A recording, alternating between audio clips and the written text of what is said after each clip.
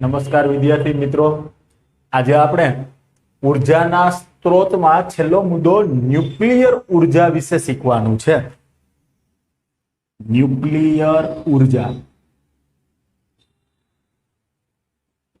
હવે ન્યુક્લિયર ઉર્જા જે છે અતિ અગત્યનો ઉર્જા સ્ત્રોત છે અને જેમાંથી આપણે વિપુલ માત્રામાં ઉર્જા પ્રાપ્ત કરી શકીએ એવી પરિસ્થિતિ આપણી પાસે છે. બરાબર. જે દેશો વિકસિત છે, બરાબર, આવા દેશો છે જેની અંદર America, Finland, China, France, Britain જેવા દેશોનો સમાવેશ થાય, જે એના કુલ ઉર્જા ઉત્પાદનમાં ન્યુક્લિયર ઉર્જા જે છે એનો ઉપયોગ 33% થી વધુ કરે છે. બરાબર. કુલ ઉર્જા ઉત્પાદનમાં ન્યુક્લિયર ઉર્જાનો ઉપયોગ આવા દેશોનો વધારે છે. અને ભારતની વાત કરીએ આપણે તો આપણે ન્યુક્લિયર ઉર્જાનો ઉપયોગ કરી અને આપણે પણ વિદ્યુત ઉત્પન્ન કરીએ છીએ. આપણા દેશની અંદર ન્યુક્લિયર ઉર્જા આપણા દેશના કુલ ઉર્જા ઉત્પાદનમાં માત્ર 3% હિસ્સો ધરાવે. બરાબર. તો પહેલી બાબત, આપણે ન્યુક્લિયર ઉર્જા છે એ અસ્તિત્વમાં ક્યાંથી આવ્યું, બરાબર, આપણે સામાન્ય એની ચર્ચા કરીએ અને ત્યાર પછી આપણે ન્યુક્લિયર ઉર્જા છે એના વિશેની વાત આગળ વધારીએ. તો મહત્વની વાત એ છે, તમને બધાને ખ્યાલ છે કે બીજા વિશ્વ યુદ્ધ દરમિયાન અમેરિકા છે એણીએ જાપાન ઉપર ન્યુક્લિયર બોમ્બ એટલે કે એટમ બોમ્બનો પ્રયોગ કર્યો હતો. બરાબર. અને આ બોમ્બ છે એટલો બધો વિનાશકારક અને ઘાતક હતો જેના વિશે તમને બધાને માહિતી હશે. બરાબર. તો મહત્વની વાત, અમેરિકાએ જ્યારે જાપાનના બે શહેરો, એક 6મી ઓગસ્ટ અને બીજું 9મી ઓગસ્ટ ના દિવસે બે પરમાણુ બોમ્બનો પ્રયોગ કર્યો હતો. હિરોશીમા અને નાગાસાકી, આવા બે ના વિકસિત પ્રદેશો છે એ નષ્ટ થઈ ગયા હતા. એટલે એટલી બધી એની ઘાતક અસર હતી. હજારો માણસો છે બાળકો મૃત્યુ પામ્યા હતા અને લાખો માણસો અસરગ્રસ્ત થઈ ગયા હતા. સમગ્ર જીવસૃષ્ટિ છે એનો વિનાશ થઈ ગયો એમ કહીએ તો પણ ખોટું નથી. એટલે એટલા બધા ઘાતક ન્યુક્લિયર બોમ્બ હતા. અહીંયા આપણે બોમ્બ નથી બનાવવા, આપણે અહીંયા ઉર્જા મેળવવી છે. ન્યુક્લિયર ઉર્જાનો ઉપયોગ કરી અને આપણે વિદ્યુત ઉત્પન્ન કરવું છે. બરાબર. તો પહેલી બાબત, ન્યુક્લિયર ઉર્જા છે કોને કહેવાય એમ તો કે જેની અંદર આપણે ભારે તત્વો, યુરેનિયમ છે, થોરિયમ છે, આ બધા ભારે તત્વો છે, એનો ઉપયોગ કરી અને ઉર્જા મેળવી શકીએ, જેને આપણે ન્યુક્લિયર વિખંડન કહીએ. એના ન્યુક્લિયસને તોડવામાં આવે એટલે કે એના પરમાણુ કેન્દ્રને આપણે વિભાજન કરવામાં આવે. અને બીજું હલકા તત્વો એટલે કે હાઇડ્રોજન છે, હિલિયમ છે, આવા તત્વો એનું સંલયન કરવામાં આવે એટલે કે જોડવામાં આવે તો પણ આપણને ઉર્જા મળે. અને આ ઉર્જા છે એનું આપણે નિયંત્રણ કરી અને જ્યાં ન્યુક્લિયર ઉર્જાનો ઉપયોગ થતો હોય એને આપણે રિએક્ટર કહીએ, જેની મદદથી આપણે વિદ્યુત છે એ ઉત્પન્ન કરી શકીએ. બરાબર. તો આપણે ન્યુક્લિયર ઉર્જા છે સામાન્ય રીતે કોને કહેવાય એમ તો કે પરમાણુઓ છે એના દળની અંદર ફેરફાર કરવામાં આવે. બરાબર. પરમાણુ છે, મૂળ પરમાણુ એનું દળ અને વિખંડન થયા એટલે કે તૂટ્યા પછીનું દળ, તો એ બે વચ્ચે દળ ક્ષતિ ઉત્પન્ન થાય. બરાબર. અને જેનું રૂપાંતર ઉર્જામાં થઈ જાય. બરાબર. આવું આપણને આલ્બર્ટ આઇન્સ્ટાઈન નામના જે વૈજ્ઞાનિક હતા, મહાન વૈજ્ઞાનિક, જેણીએ E બરાબર ડેલ્ટા mc² એવો સિદ્ધાંત આપેલો છે, જેની મદદથી આપણે કેટલી ઉર્જા ઉત્પન્ન થશે એની ગણતરી કરી શકીએ. બરાબર. તો પહેલા આપણે ન્યુક્લિયર ઉર્જાનો પહેલો પ્રકાર જોઈએ, ન્યુક્લિયર વિખંડન. ન્યુક્લિયર વિખંડન જે પ્રક્રિયા છે એ કોને કહેવાય? બરાબર. બરાબર. પહેલા આપણે એકવાર સમજી લઈએ કે યુરેનિયમ છે આ યુરેનિયમનો પરમાણુ કેન્દ્ર એટલે કે ન્યુક્લિયસ, કોનું અમે પરમાણુ કેન્દ્ર દોરેલું છે? યુરેનિયમ. હવે આના ઉપર જો હું ન્યુટ્રોનનો મારો કરું, ન્યુટ્રોન એટલે આપણે એન લખ્યું, યુરેનિયમનું પરમાણુ કેન્દ્ર ઉપર હું ન્યુટ્રોનનો મારો કરીશ તો આ યુરેનિયમનું ન્યુક્લિયસ છે એનું બે ભાગમાં વિભાજન થઈ જશે અને આપણને બે નવી નિપજ મળશે. એટલે કે બે નવા પરમાણુ છે એના કેન્દ્રો મળશે, બે નવા પરમાણુ ઉત્પન્ન થયા. આ પરમાણુ કોનો હતો? યુરેનિયમ. એના ઉપર આપણે શું કર્યું? તો કે ન્યુટ્રોનનું પ્રતાદન કર્યું અથવા મારો કર્યો, એટલે આપણને નિપજ એક મળી અને બીજું શું મળ્યું? તો કે નિપજ બે મળી. હવે સાથે સાથે આમાંથી આપણને 2 થી 3 ન્યુટ્રોન ઉત્પન્ન થાય. 2 થી 3 શું ઉત્પન્ન થાય? ન્યુટ્રોન. અને પ્લસ આપણને શું મળશે? ઉર્જા. આ જે આખી થિયરી છે એ ન્યુક્લિયર વિખંડન તરીકે ઓળખાય. બરાબર? યુરેનિયમ જેવા ભારે તત્વનો ન્યુક્લિયસ, એના ઉપર શું કર્યું? મેં ન્યુટ્રોનનો મારો કર્યો, ત્યારે આ યુરેનિયમ છે એનું વિભાજન થયું. વિભાજન થયા પછી આપણને શું મળ્યું?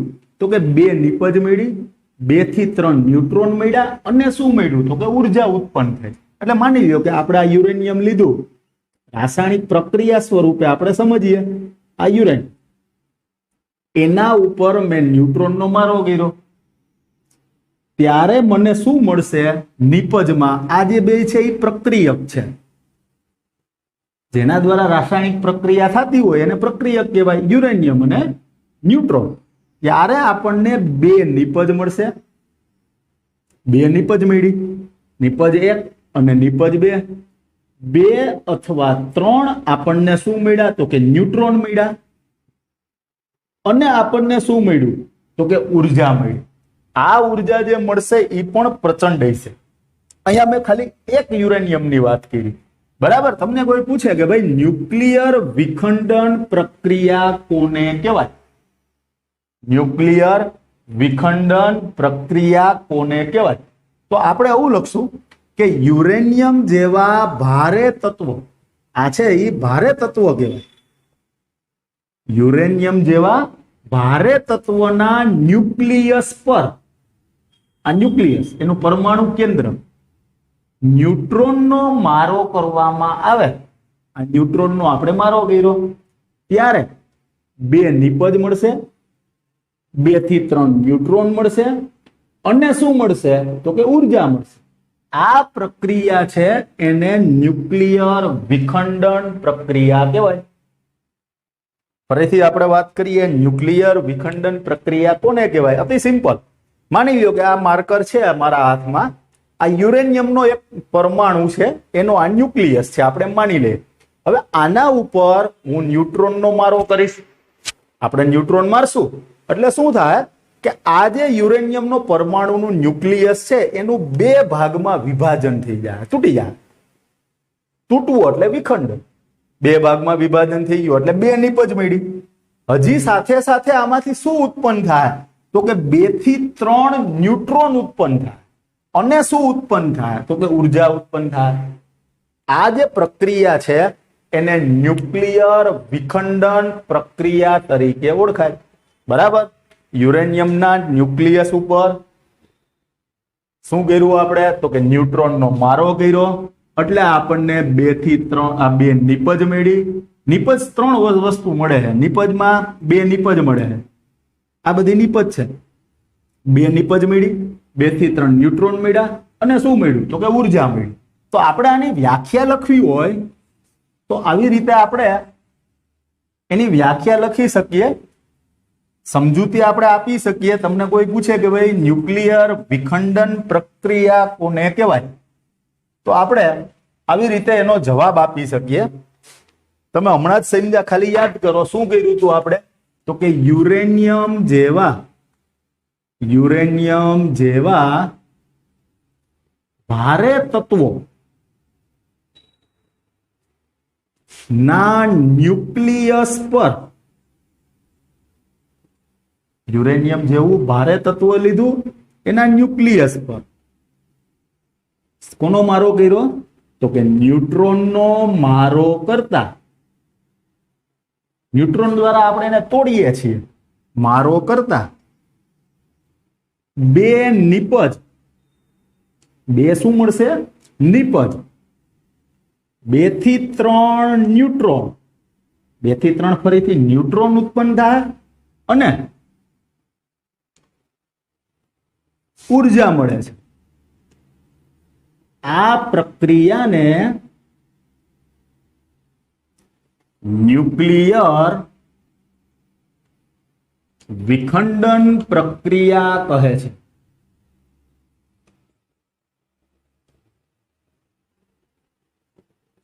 યુરેનિયમ છે, થોરિયમ છે, યુરેનિયમ જેના પરમાણુ ક્રમાંક છે બળગો 85 થી વધુ હોય, આવા બધા તત્વોમાં પ્રોટોન કરતા ન્યુટ્રોનની સંખ્યા ઘણી બધી વધી ગઈ હોય, એટલે આવા તત્વો છે એ રેડિયેશન ઉત્પન્ન કરે. આવા તત્વો જે છે બરાબર, જે રેડિયેશન ઉત્પન્ન કરતા હોય, પ્રોટોન કરતા ન્યુટ્રોનની સંખ્યા વધુ હોય, એને ભારે તત્વો કહેવાય. તો કે યુરેનિયમ જેવા ભારે તત્વો, યુરેનિયમ છે એનો પરમાણુ ક્રમાંક 92 છે, 92 છે બરાબર, એટલે આપણે એને ભારે તત્વ કીધું. યુરેનિયમ જેવા ભારે તત્વના ન્યુક્લિયસ પર ન્યુટ્રોનનો મારો કરતા બે નિપજ મળે, 2 થી 3 ન્યુટ્રોન મળે અને શું ઉત્પન્ન થાય? તો કે ઉર્જા ઉત્પન્ન થાય બરાબર. આ પ્રક્રિયાને આપણે શું કીધું? તો કે ન્યુક્લિયર વિખંડન પ્રક્રિયા કીધું બરાબર. સમજીએ આપણે. તમને લોકોને ખ્યાલ જ છે કે ભાઈ અમેરિકાએ જાપાન ઉપર બોમ્બ ફોડ્યા, એ બળકો અવાજ પ્રકારના બોમ્બ હતા બરાબર. તો પ્રચંડ ઉર્જા કેવી રીતે મળે એની એક સામાન્ય આપણે ચર્ચા કરી લઈએ. અને આપણે ન્યુક્લિયર બોમ્બ વિશેની વાત કરીએ છીએ બરાબર. ફર્મી વૈજ્ઞાનિકનું નામ છે અને એની ટીમે ન્યુક્લિયર બોમ્બ છે એ બનાવ્યા હતા. હવે આપણને ખ્યાલ છે કે આપણે યુરેનિયમ લઈએ અને એના ન્યુક્લિયસ ઉપર આપણે ન્યુટ્રોનનો મારો કરીએ છીએ. આ આપણે યુરેનિયમનો પરમાણુ ન્યુક્લિયસ લીધો, આના ઉપર મેં ન્યુટ્રોનનો મારો કર્યો, એટલે આ ન્યુટ્રોનનું વિખંડન થઈ ગયું, બે નિપજ મળશે આપણને આમાંથી. આ નિપજ છે બાળકો, આ પેલી નિપજ એટલે કે બે જુદા જુદા તત્વોના ન્યુક્લિયસ બનશે. આ બીજી નિપજ, એમાં લેન્થેનિયમ અને મોલિબ્ડેનમ જેવા તત્વો આપણને મળશે, જેના વિશે આપણે કઈ શીખવાની જરૂર નહીં. બે નિપજ મળશે. હવે 2 થી 3 આમાંથી ન્યુટ્રોન મળ્યા. હવે અહીંયા મેં એક પરમાણુ લીધો. હવે તમે વિચારો, અને પ્લસ આપણને ઉર્જા મળશે બરાબર. એક કોલસાનો તમે પરમાણુ લ્યો અને એમાંથી આપણને જેટલી ઉર્જા મળતી હોય, એક કોલસાના પરમાણુથી એનાથી 10 લાખ ગણી વધુ ઉર્જા કોણ આપશે આપણને? તો કે યુરેનિયમનો પરમાણુ આપશે. વિચારો તો કેટલી પ્રચંડ ઉર્જા છે બરાબર. એક કોલસાના પરમાણુ કરતા 10 મિલિયન જેટલી ઉર્જા છે એ યુરેનિયમનો ન્યુક્લિયસ આપણને આપે બરાબર. તો આ જે ન્યુક્લિયર પ્રક્રિયા થઈ, આમાં આપણને એક પરમાણુનું મેં વિખંડન કર્યું. હવે તમે વિચારો કે યુરેનિયમના આપણે જથ્થો લઈએ નિશ્ચિત, તો ઘણા બધા યુરેનિયમના પરમાણુ હશે. આ યુરેનિયમનો બીજો પરમાણુ, આ ત્રીજો, આ ચોથો, આ બધાનું વિખંડન થાય. આ બધામાંથી ફરીથી આપણને શું મળશે? તો કે ફરીથી આમાંથી ન્યુટ્રોન ઉત્પન્ન થશે. આ જ પ્રોસેસ, આ વિખંડન પ્રક્રિયા છે. હવે એ વિખંડન પ્રક્રિયાને આપણે આગળ લઈ જઈએ એટલે કે હરેક પ્રક્રિયા, હરેક પરમાણુ છે એનું વિખંડન થાય, એમાંથી આપણને 2 થી 3 ન્યુટ્રોન ઉત્પન્ન થાય, અને આ ન્યુટ્રોન જે ઉત્પન્ન થયા એ બીજા યુરેનિયમના પરમાણુ છે એટલે કે ન્યુક્લિયસ, એનું વિખંડન નિપજાવશે. આ યુરેનિયમ છે મળ્યા આપણને, એની એક બીજા આ લાલ રંગના જે મેં પોઈન્ટ કરેલા છે એ યુરેનિયમના ન્યુક્લિયસ છે, એનું વિખંડન નિપજાયું. હજી આમાંથી ફરીથી ન્યુટ્રોન ઉત્પન્ન થાય, હજી યુરેનિયમના ન્યુક્લિયસ છે એનું વિખંડન નિપજાવશે. તો તમે થોડુંક વિચારો કે ભાઈ આવા જે યુરેનિયમના પરમાણુઓ છે, એક ટાચણી જે તમે જોયેલી છે એના માથા ઉપર, ટાચણીનો ઉપરનો ભાગ, એમાં બળકો હજારો પરમાણુ લોખંડના હોય, એક આટલા કણ. તો અહીંયા યુરેનિયમ છે એનો આપણે યોગ્ય જથ્થો લઈએ. માની લો કે આપણે યુરેનિયમ છે 1 કિલો લીધું, તો તમે વિચારી શકો કે કેટલા બધા એની અંદર યુરેનિયમના ન્યુક્લિયસ હશે. હવે જો એ બધા ન્યુક્લિયસનું વિખંડન થાય 1 સેકન્ડમાં, 1 સેકન્ડમાં કેટલા પરમાણુ છે એનું વિખંડન થઈ શકે? તો કે 1 સેકન્ડમાં 1.0 ગુણ્યા 1011 આટલા પરમાણુ, 1011 જેટલા પરમાણુ 1 સેકન્ડની અંદર તૂટી. હરેક પરમાણુના વિખંડન દરમિયાન ઉર્જા ઉત્પન્ન થાય. હરેક પરમાણુના વિખંડન દરમિયાન શું ઉત્પન્ન થાય? ઉર્જા. તો 1 સેકન્ડમાં તમે વિચારો કે આટલા બધા ન્યુક્લિયસનું જો વિખંડન થઈ જશે તો આ ઉર્જા છે એ કેટલી પ્રચંડ હશે? તમે અનુમાન કરો કે આ ઉર્જા કેટલી ઘાતક હશે.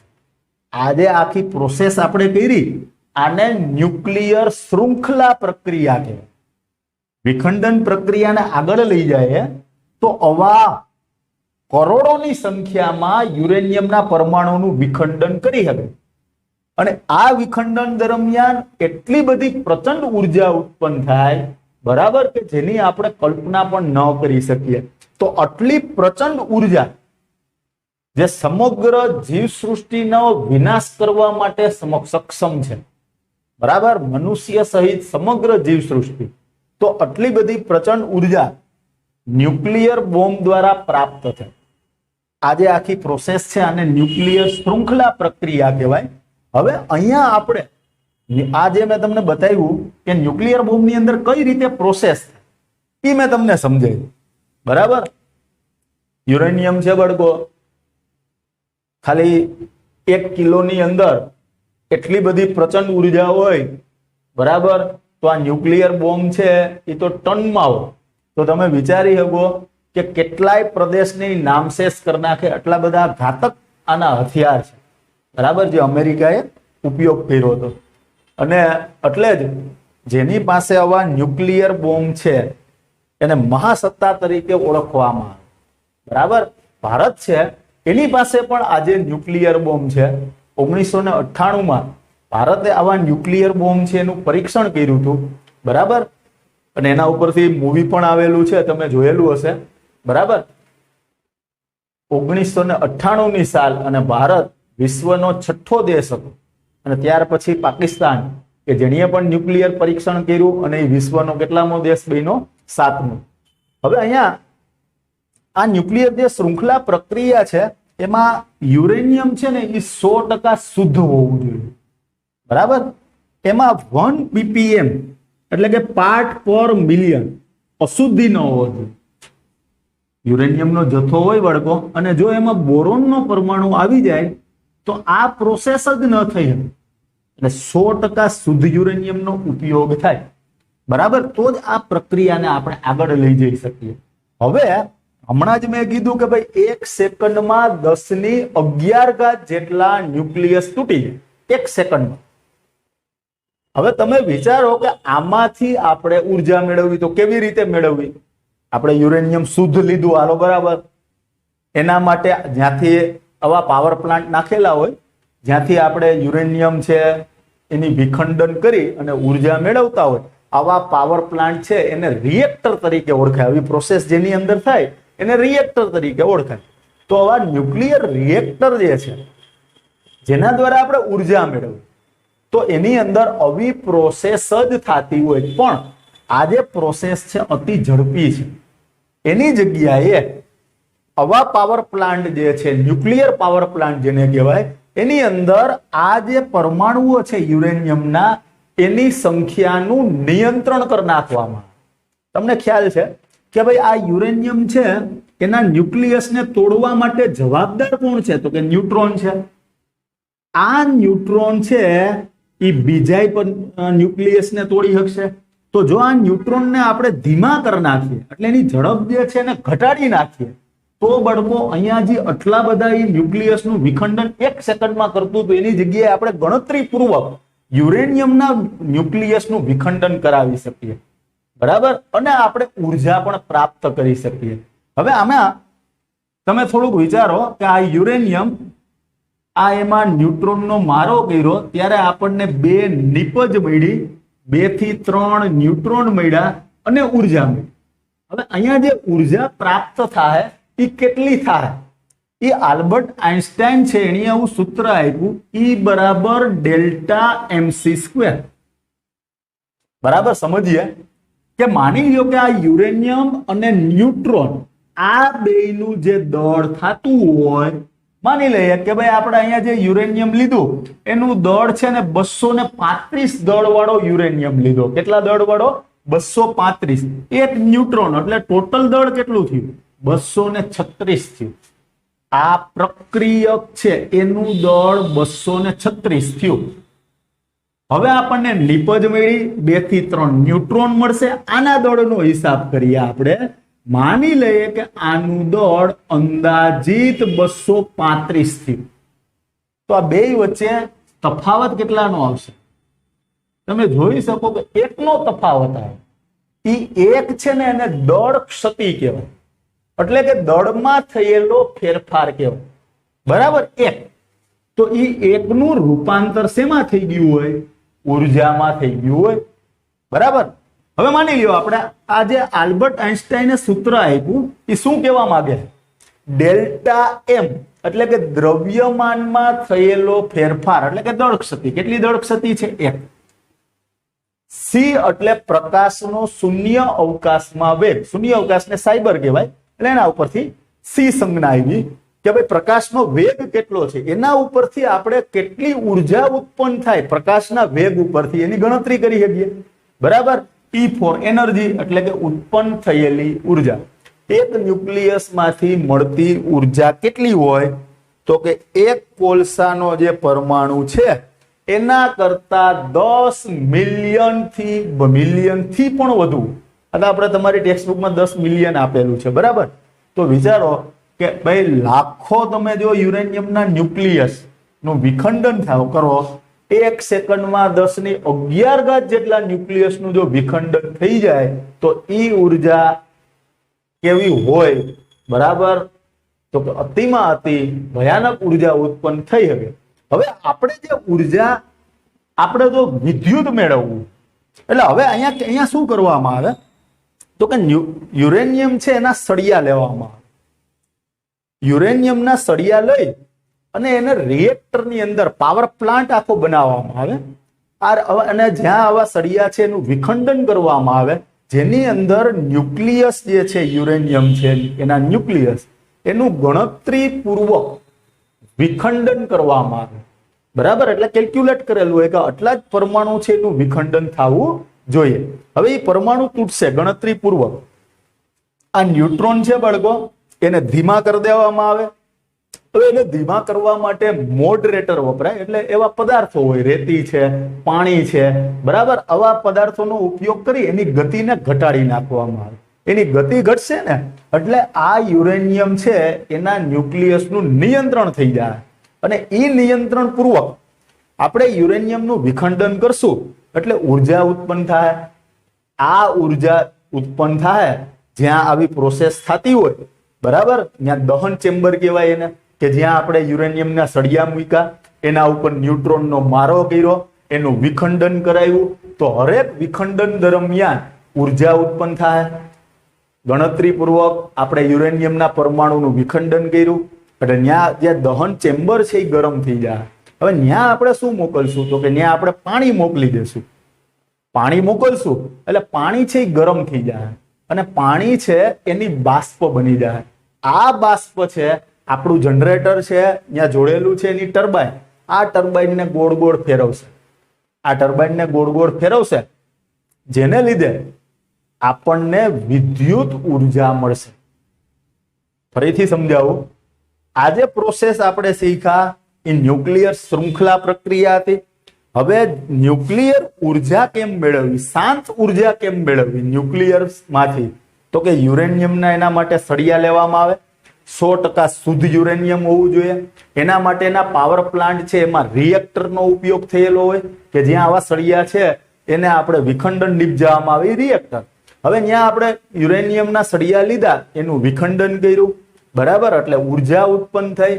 આ ઉર્જા છે એને લીધે ત્યાં આપણે પાણીનો પ્રવાહ મોકલશું એટલે પાણી ગરમ થઈ જાય, એની બાષ્પ બની જાય.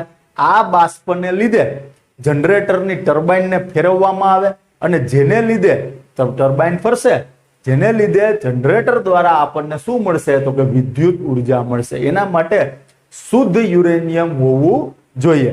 તો તમે હમણાં જ મેં કીધું કે ભારત દેશ ન્યુક્લિયર ઉર્જાનો માત્ર 3%, કુલ ઉર્જા ઉત્પાદનમાં હિસ્સેદારી 3% છે, બરાબર.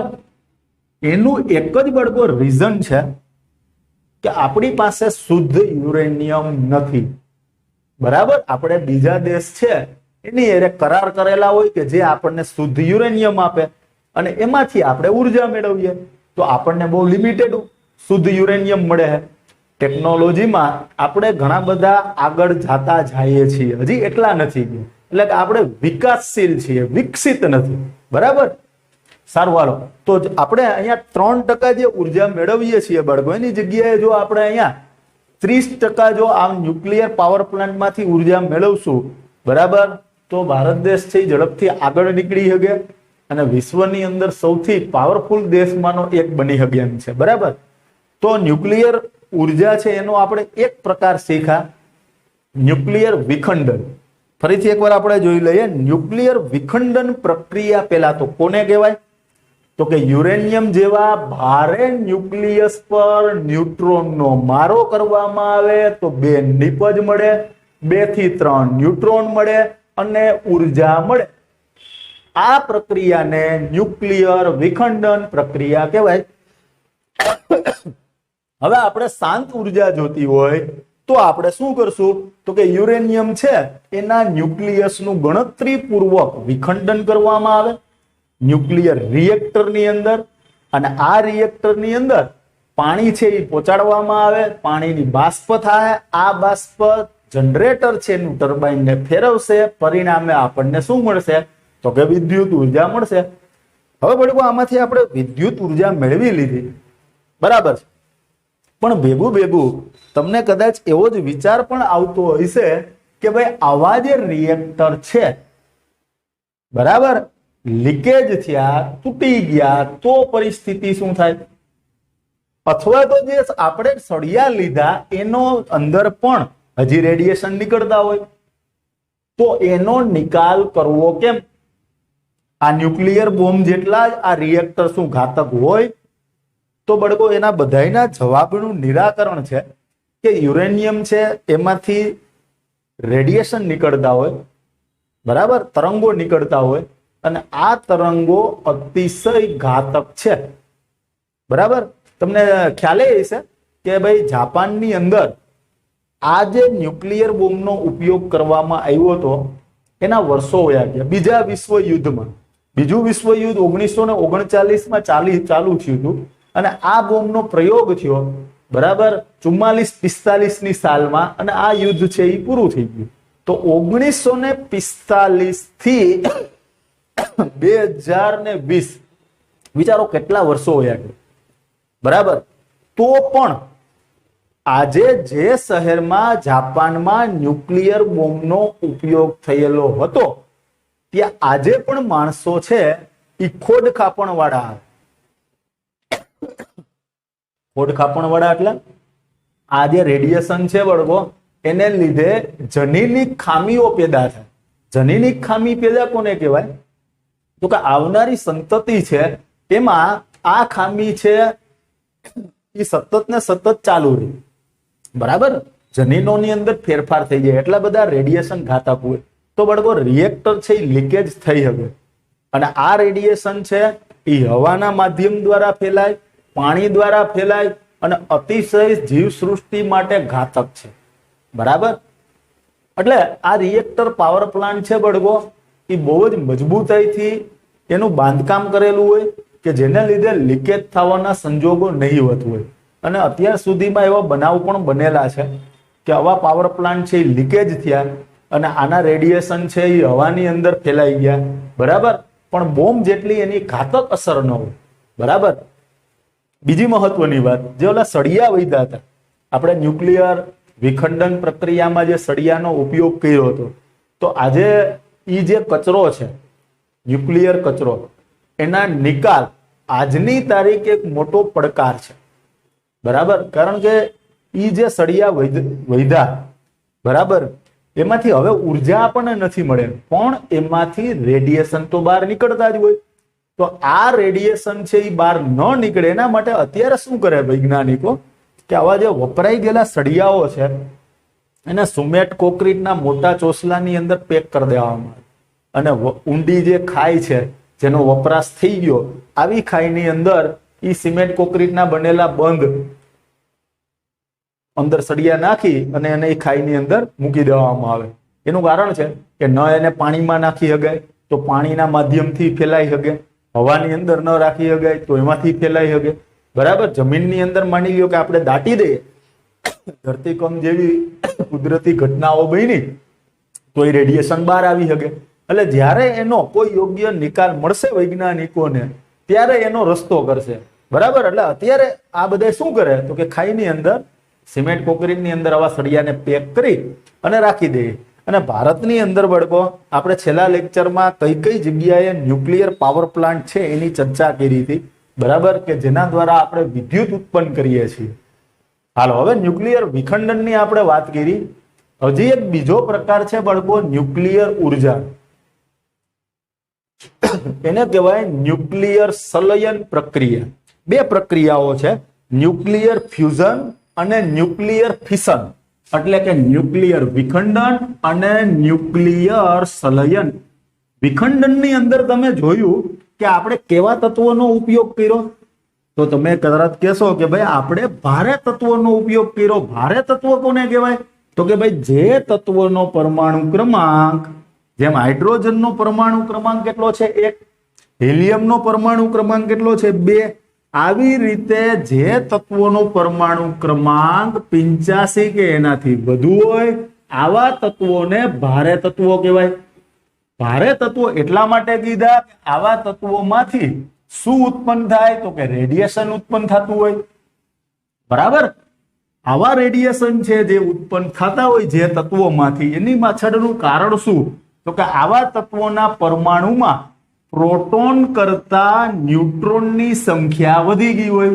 પ્રોટોન કરતા ન્યુટ્રોનની સંખ્યા વધી જાય એટલે પરમાણુ છે એ અસ્થિર બની જાય અને એને સ્થિર થવા, સ્થાયિત્વ મેળવવા માટે એ રેડિયેશન ઉત્પન્ન કરે, બરાબર. ન્યુટ્રોનની સંખ્યા એટલી વધી ગઈ એટલે એ રેડિયેશન ઉત્પન્ન કરશે અને આવા રેડિયેશનને લીધે એમાં સ્થાયિત્વ આવશે, બરાબર. એટલે આવા જે આપણે તત્વો હતા એને આપણે કેવા તત્વો કીધા તો કે ભારે તત્વો કીધા. હવે આપણે બળકો હલકા તત્વો છે એ પણ અતિ ઉપયોગી છે, બરાબર, અને એનો ઉપયોગ કરીને પણ આપણે ઉર્જા મેળવી શકીએ. એ જે પ્રક્રિયા જે છે એને આપણે ન્યુક્લિયર સંલયન પ્રક્રિયા તરીકે ઓળખાય.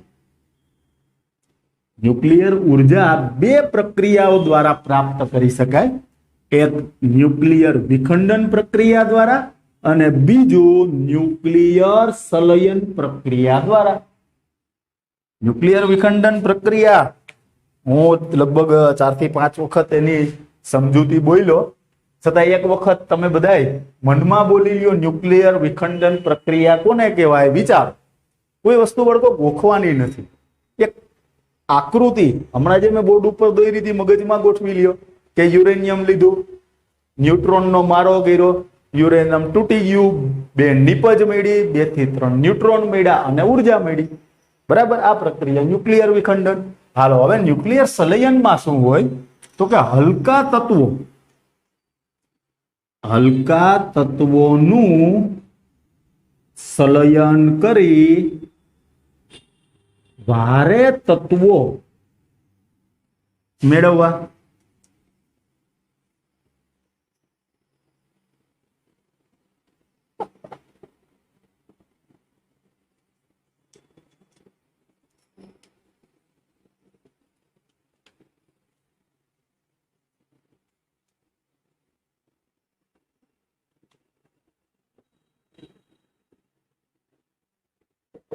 હલકા તત્વો છે બાળકો એનું સંલયન કરવું એટલે એને જોડવા. હલકા તત્વોને જોડી અને એમાંથી હલકા તત્વોથી ભારે તત્વો મેળવવા. અને શું મેળવવું? તો કે ઉર્જા મેળવવી. આ જે પ્રક્રિયા છે એને ન્યુક્લિયર સંલયન પ્રક્રિયા કહેવાય. આપણે જોઈએ, હવે માની લો કે આપણે બે દળ વાળો હાઇડ્રોજન લઈએ. હાઇડ્રોજનનો ક્રમાંક હંમેશા અહીંયા જે લખેલો હોય બાળકો એનો પરમાણુ ક્રમાંક, બરાબર. ક્રમાંક એટલે પ્રોટોન અથવા ઇલેક્ટ્રોનની સંખ્યા. એક લખ્યું એનો અર્થ શું થાય કે હાઇડ્રોજનમાં પ્રોટોન 1 છે, ઇલેક્ટ્રોન 1 છે. હવે અહીંયા જે મેં 2 લખ્યું એ પરમાણુય દળ છે, પરમાણુ દળ જેને આપણે કહીએ. 2 દળનો અર્થ શું થાય? હાઇડ્રોજનના 3 સમસ્થાનિકો છે. 1 દળ વાળો હાઇડ્રોજન, 2 દળ વાળો હાઇડ્રોજન, 3 દળ વાળો હાઇડ્રોજન. સમસ્થાનિકો વિશે આપણે 5મા પાઠમાં શીખી ગયા છીએ, બરાબર. એક જ તત્વના જુદા જુદા પરમાણુ છે, એના પરમાણુય દળ જુદા જુદા હોય, એકબીજાના શું કહેવાય? સમસ્થાનિકો. પરમાણુય દળ જુદા જુદા. આ જે છે હાઇડ્રોજન અને પ્રોટિયમ તરીકે ઓળખાય, એક જ છે. આમાં ન્યુટ્રોન નથી. એક જ એવું તત્વ છે હાઇડ્રોજન કે જેમાં ન્યુટ્રોન નથી.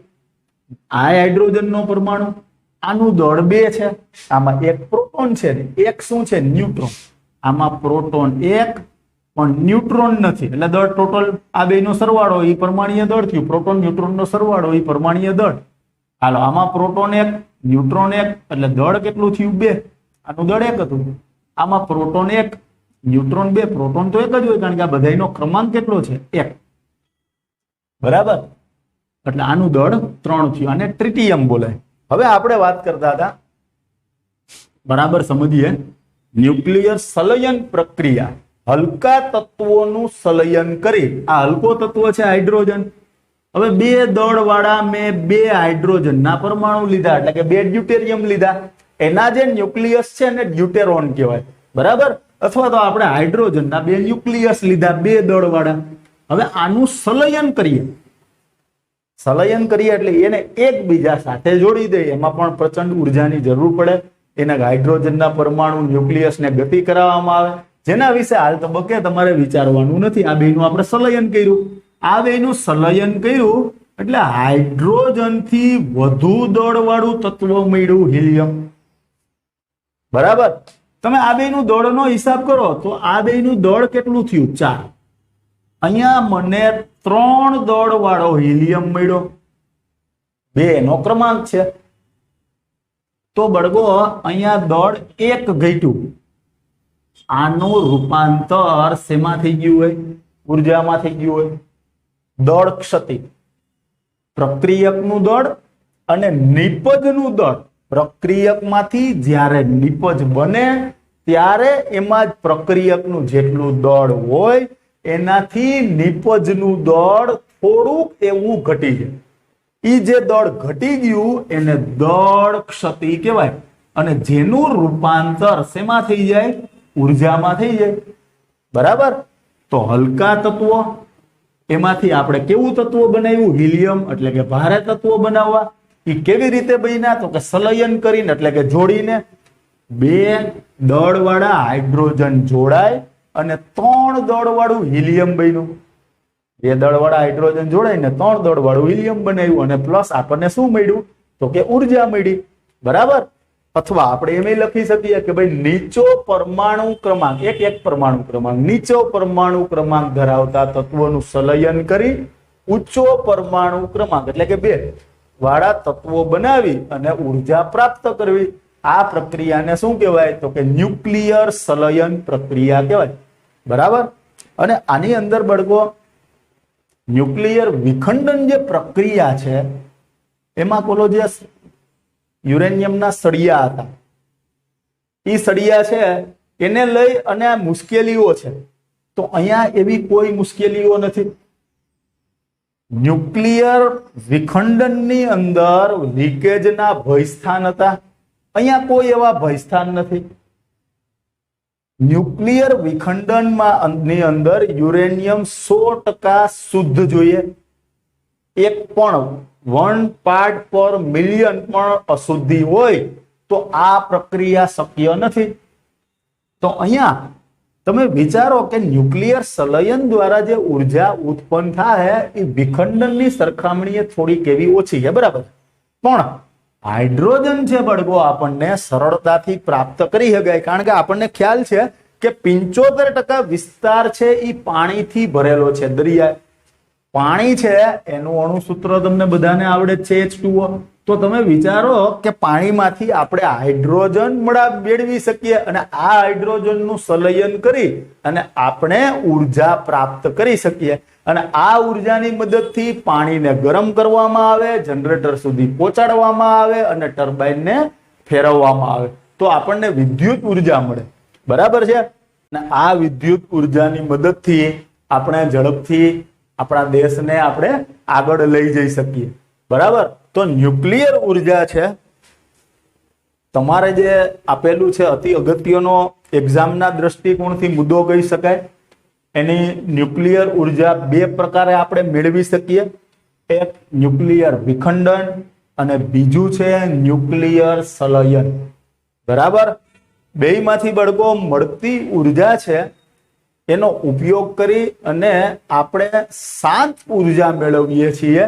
કોઈ ન્યુક્લિયર બોમ્બ બનાવવાની અહીંયા વાત નથી, બરાબર. શાંત ઉર્જા એટલા માટે મેં તમને કીધું કે એના દ્વારા આપણે વિદ્યુત ઉર્જા ઉત્પન્ન કરી શકીએ, બરાબર. અને ગણતરીપૂર્વક વિખંડન પ્રક્રિયાની અંદર યુરેનિયમના પરમાણુ છે એનું વિખંડન કરી શકીએ, બરાબર. અને ક્યારેક એવું નથી, લીકેજ થાય તો થોડા ઘણા એના પરિણામ, એની નુકસાનકારક બાબત એટલે કે એની મર્યાદાઓ પણ છે. અહીંયા બળગો આપણે આની પહેલા ગરમ બિંદુ વિશે શીખ્યા હતા અને અહીંયા આપણે ન્યુક્લિયર ઉર્જા. તો અહીંયા બળગો આ ઉર્જાની અંદર સૂર્ય છે એ પ્રત્યક્ષ કે પરોક્ષ રીતે આ ઉર્જાની અંદર ક્યાંય જોઈનું કનેક્શન નથી, બરાબર. બાકી આપણે જે જેવભાર જોયો, પવન ઉર્જા જોયું, તો આ બધાની અંદર જળ ઉર્જાથી માંડીને પ્રત્યક્ષ કે પરોક્ષ રીતે સૂર્ય ઉર્જા છે એટલે કે સૌર ઉર્જા જોડાયેલ હતી, બરાબર. હવે આપણે આવતા લેક્ચરની અંદર આ પાઠ છે એના સ્વાધ્યાય વિશેની ચર્ચા કરશું અને PDF ફાઇલ જે છે એ સ્વાધ્યાયની તમને નહીં મોકલીએ, એ તમારી રીતે તમારે સ્વાધ્યાય છે એ ફેરબુકમાં હોમવર્ક સ્વરૂપે લખવાનું જ છે. અને આ જે PDF આવે એ પણ તમારે લખવાની છે, બરાબર. અને શક્ય હોય તો આપણે એક વખત જોઈને આ ક્વેશ્ચન લખો અને બીજી વખત તમે પરફેક્ટ તૈયાર કરી લો અને મોઢે લખવાનો પ્રયાસ કરો. અથવા માની લો કે કોઈ સ્ટુડન્ટને આળસ થાય કે બે વાર થોડા લખાય જવાબ, માની લે આપણે, તો વન ટાઈમ લખો, કોઈ પ્રોબ્લેમ નહીં, બરાબર. પણ આપણે સીધું બેઠું ઉતારો નથી કરવાનો, કારણ કે આપણે 10મામાં છીએ. આ બધી વસ્તુ આપણા માટે આગળ જતા પણ ઉપયોગી થાય. તો આપણે આ ક્વેશ્ચનને પહેલા વ્યવસ્થિત વાંચી લઈએ, બરાબર, તૈયાર કરીએ, ભલે ભૂલ પડે, અને પછી આપણે ફેરબુકની અંદર મોઢે લખવાનો પ્રયાસ કરીએ, બરાબર. તો આવી રીતે તમારે હોમવર્ક કરવાનું છે.